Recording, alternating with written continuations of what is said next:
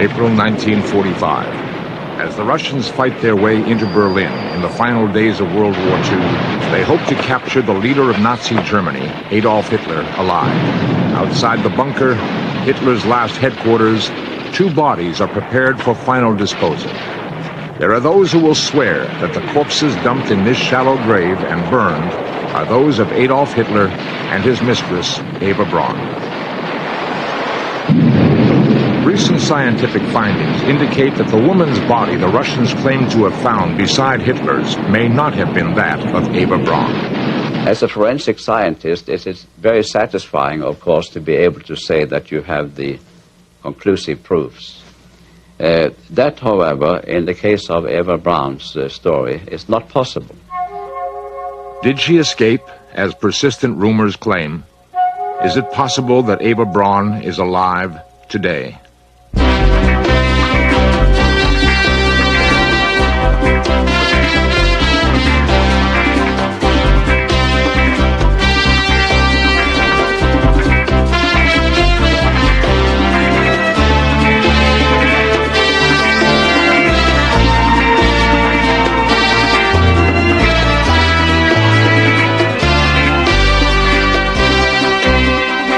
This series presents information based in part on theory and conjecture. The producer's purpose is to suggest some possible explanation, but not necessarily the only ones, to the mysteries we will examine.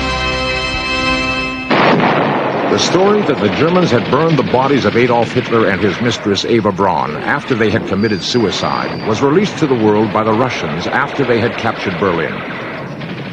The evidence was mostly hearsay. The inner circle of Nazi leadership scattered, leaving behind the charred remains purported to be Hitler and Eva. But were they? Who was Eva Braun? There seems little out of the ordinary about Eva Braun, born of respectable middle-class parents in Munich in 1912. She grew up to be an attractive young girl. She was the second of Frau Braun's 3 daughters. An indifferent student, she had 2 interests, dancing and photography. Most of what we know about Eva comes from her snapshot albums and home movies found in a trunk in Munich at the end of the war. They show a healthy, spirited young woman, fun-loving and vivacious.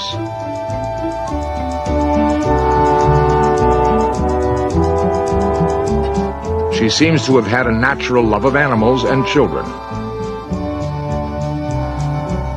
Proud of her slim figure, she was fond of a variety of athletic activities.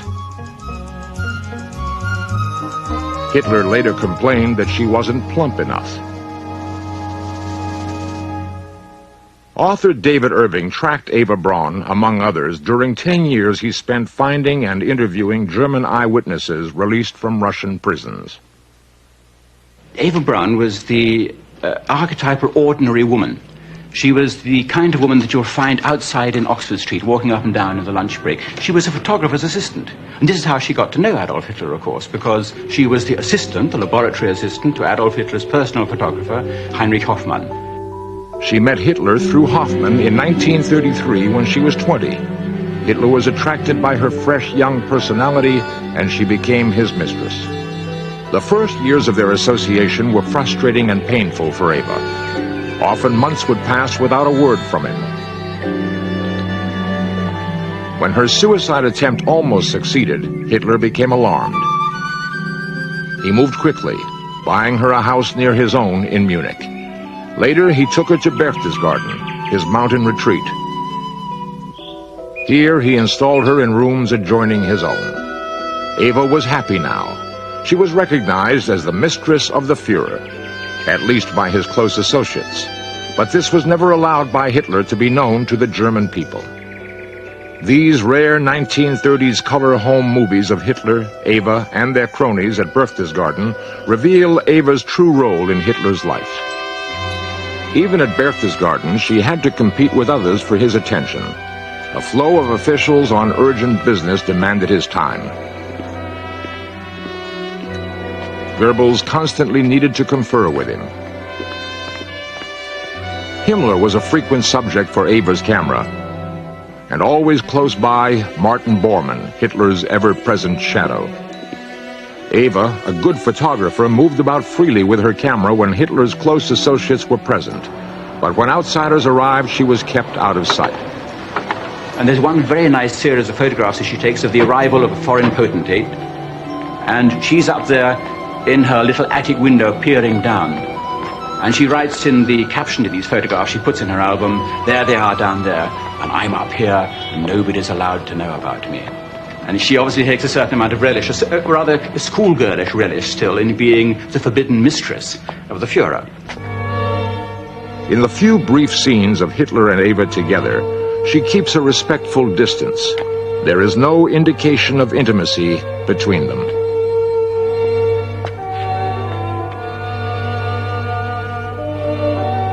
Watching these frivolous scenes, one cannot help but be stunned by the realization that they are occurring at the same time as the horrors of the Holocaust. One wonders how much Eva knew, or how much she chose to forget. As the war progressed, Eva's movies show many scenes of Hitler and his entourage leaving their mountain retreat. He would be spending less and less time with her. As time passed, the atmosphere at the Berchtesgaden left Eva lonely and depressed. Eva Braun had been insulated by Hitler from the reality of the war. So it was a shock in 1945 when Hitler's world began to crumble. He'd been defeated in his attempt to conquer Russia and unable to bomb Britain into submission. With Allied armies pushing toward Berlin from the west and the Russians pouring into the city from the east, Hitler retreated to a concrete bunker deep below the center of Berlin. Although Hitler had survived an assassin's bomb, it had left him partially paralyzed. And those who visited him in the bunker during those last days were shocked at his deterioration. They described him as a broken old man, though he still treated them to occasional flashes of rage. The attempt on his life had fueled his mistrust of his generals.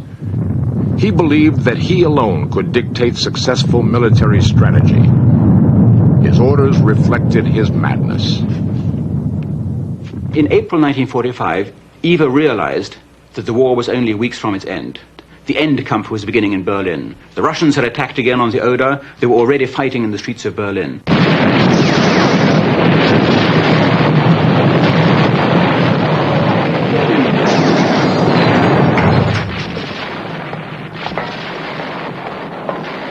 For her safety, Hitler had insisted that Eva stay away from Berlin. But she defied his orders and came to join him during the last days in the bunker. Eva must have known she was going to her death. Hitler recognizes this act of courage on her part, and he sees in her a kind of courage that even his most outstanding generals, not even the famous Waffen-SS generals, have shown. They've all been finding excuses to get out. Very few are staying down there in that rather dusty, concrete-smelling atmosphere in the bunker, which one of his staff compared with a submarine prowling beneath the streets of Berlin. Nobody likes it. The shells are pounding in overhead. The concrete membranes of the bunker are vibrating every morning to the artillery bombardment from the Russians just a few miles down the road. And here was the girl with guts. Although Hitler continued to lash out viciously against his generals, he now became uncharacteristically tender with Eva. To a certain extent, he's setting her off against the generals. He's trying to say to himself and also to the other people in the bunker, she came, she stood by me, the generals have abandoned me.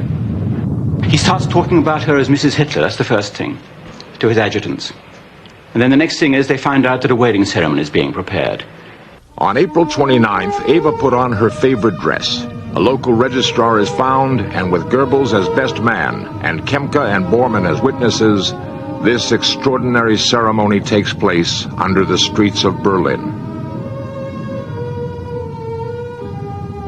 Hitler signs the document with a firm hand, and Eva Braun signs very nervously. She signs Eva Braun. She begins signing her maiden name, then she realizes, of course, that now she's Hitler. She crosses out the Braun and writes in Hitler instead.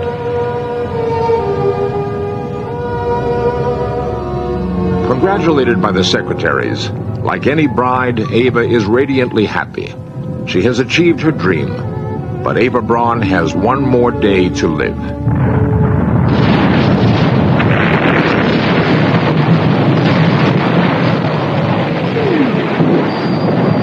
gets up on April the 30th, 1945, and he knows it's going to be the last day of his life. And he calls in Otto Günscher, who's been his SS adjutant for several years, and he's still alive in Cologne, and who personally told me the whole story when he came out of Russian captivity. And he says to Günscher, you've got to get hold of 200 liters of gasoline, because Mrs. Hitler and I, Eva, we're going to commit suicide this afternoon, and you're responsible for making sure that nothing whatsoever survives, just ashes. I don't want the Russians getting hold of our bodies and setting them up in some kind of Russian waxworks, a panopticum in Moscow. At 3:30 on the afternoon of April 30th, Hitler and Eva retired to his sitting room.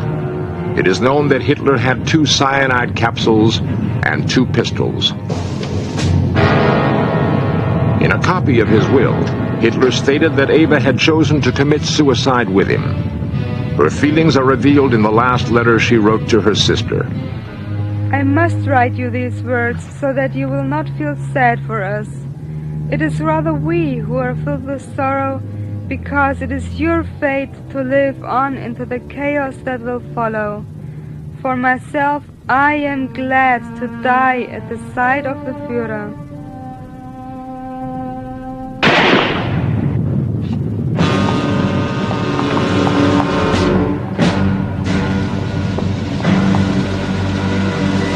Witnesses say that Hitler shot himself and that Eva took poison. The prearranged ritual was carried out. Hitler's body was wrapped in a blanket to hide the blood.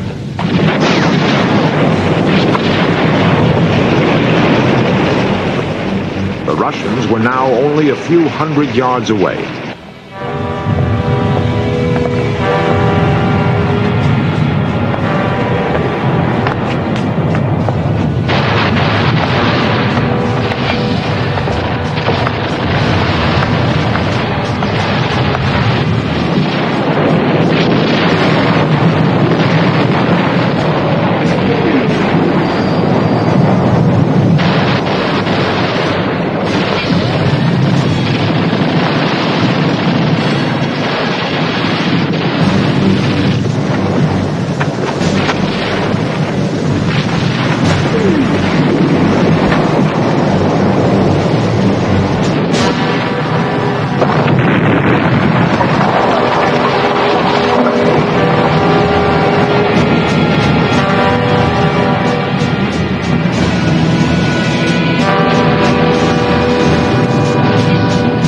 Otto Günscher carried out Hitler's last orders, Goebbels stared grimly at the proceedings.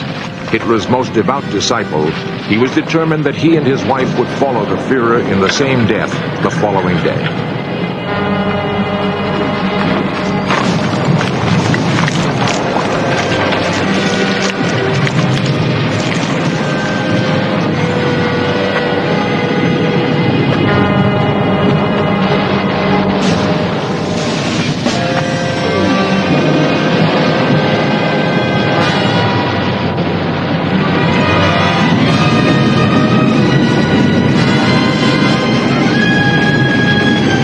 Remember that this reenactment is based on the testimony of the few surviving Nazis who were present, all fiercely loyal to Hitler and Eva.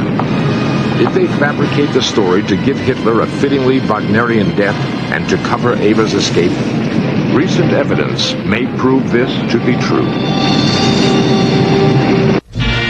On May 3rd, the Russian flag flew over the Chancellery. Berlin had fallen to the Russian armies. There was a great deal of confusion as to what had happened to Hitler.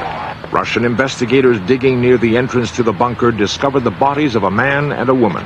At first they announced them to be those of Hitler and his mistress, Eva Braun. Later, they changed their story, stating they believed Hitler to be alive. H. Trevor Roper, now a well-known British historian, was sent to Berlin to try to discover what had happened to Hitler. I was in British intelligence at the end of the war, and after the fall of Berlin, Hitler was missing. And he was missing for 5 months or so, and nobody knew what had happened to him. And the Russians accused the British of concealing him in their zone of Germany for use against them.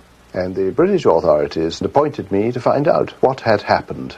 Marshal Zhukov, the Russian commander-in-chief, first stated to Allied officers that Hitler had married Eva Braun, which had not been known before, and that they had committed suicide. And no sooner had this been released to the world than Zhukov changed his view and said he had no reason to believe that Hitler was dead. He thought he was probably alive, and after that he fell totally silent. Marshal Zhukov said it. Marshal Zhukov told Eisenhower, he told Churchill, he told Truman. He said, we found no trace of Hitler. There were several Americans who visited Stalin in Moscow at this time, and to them Stalin was saying that Hitler was alive. So that Zhukov's true deduction from the inquiries which he had made in Berlin were put into reverse, and the official line became that Hitler was alive, and that was maintained for the rest of Stalin's life. Thus, the Russians set in motion in some way the legend that Adolf Hitler had escaped by submarine to South America, that he was still alive in Germany, he was waiting to return. Eva Braun, of course, part of that legend. No stories seemed too outlandish to print. Reports from people who claimed to have seen Hitler or Eva continued to come in from all over the world. One woman who prefers to remain anonymous claims to have seen Eva in a village in Tibet. My husband and I were traveling in the Himalayas when we came across a woman we are convinced was Eva Braun. I have seen her pictures and I would know her anywhere. When later reports of escaping Nazis were found to be true, the stories did not sound so strange. Many of the leading Nazis were brought to trial at Nuremberg. However, there were some who escaped and remained hidden for years in South America. It was easy for them to become lost in remote areas or in the cities among the large German population of Argentina. It was here that Eichmann was finally captured, kidnapped by Israelis, and brought to trial. It has been more than 36 years since the fall of Berlin, but an air of mystery still surrounds those last days in the bunker. Identification of bodies through their dental characteristics is now an exact science, and recent information concerning Eva Braun has been published by international forensic expert Professor Radar Songness, founder of the School of Dentistry at UCLA. Based on actual X-rays taken of Hitler's skull at the time of the bomb attempt on his life, Professor Songness in his UCLA lab built an exact replica of Hitler's dental structure. He then made comparisons with the post-mortem reports. In fingerprints, we require 12 concordant points. In the case of Adolf Hitler's condition, with so many very characteristic dental crowns and bridges and root fillings and so forth, evidence is now that we have 26 concordant points between antemortem and post-mortem information. And as a result of this, we can now say with absolute certainty that the remains of Adolf Hitler have absolutely, definitely been identified. Eva Braun's case is an entirely different matter. In that case, we do not have a number of concordant points. The Russians have indicated that the only conclusive proof that they may have Eva Braun is a bridge in the lower right jaw of Eva Braun. I have interviewed the dental assistant who was present when things were placed in the mouth of the patients, and she has indicated to me that this bridge was made, but the time ran out and there was no time to put it in. She told Dr. Songness of a visit by Soviet investigators a few days after the fall of Berlin. The Russians demanded all dental information concerning Hitler and Eva. It was a tense period, and she was terrified. Indeed, she was later sentenced to many years in Russian prisons, probably to ensure her silence. She remembered that a dental bridge had been made for Eva but never delivered. The Russians took the bridge and later claimed they had found it as part of Eva's charred remains. Here I have prepared a model showing the space that was supposed to have been filled by this bridge. And I've also made a model of the bridge, and here I will now insert it where it should have been inserted in Eva Braun's mouth.